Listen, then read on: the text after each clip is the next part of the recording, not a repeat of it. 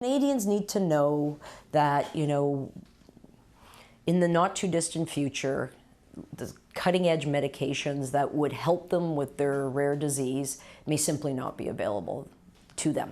Dr. Michelle Hlad-Dunowich isn't just worried about her kidney and rare disease patients, but all Canadian patients. This is going to very seriously impact not just renal rare diseases, but other rare diseases from other organ systems in Canada as well.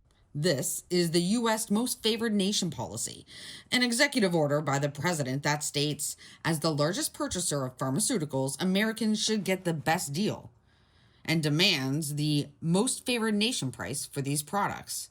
Trump wants the much lower prices negotiated by Canada and 7 other countries as a benchmark price for the U.S. United States has determined that is not fair. The most favored nations are not paying their fair share of innovation. According to Innovative Medicines Canada, on average, it takes $3.5 billion and 10 to 15 years to bring a new medication to market. Much of those costs are currently recouped in the U.S., but under the Trump order, that could change.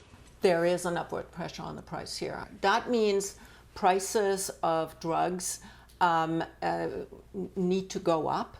And recognize that there is a value to the innovation. A pharmaceutical company ends up with a situation where it either has to force sort of aggressive pricing negotiations in domestic markets, or end up with having an unfavorable lower price serving as a reference price for its U.S. price, which would not be very good for it.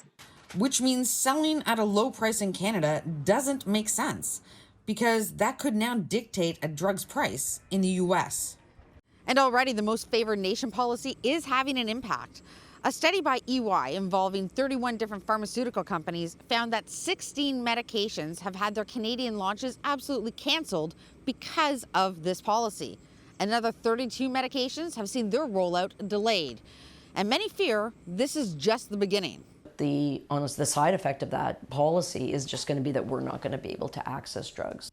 Bettina Hamlin, who represents pharmaceutical-involved companies, says this could compel Canada to make bigger investments in research and development, as recommended in a recent report to the government.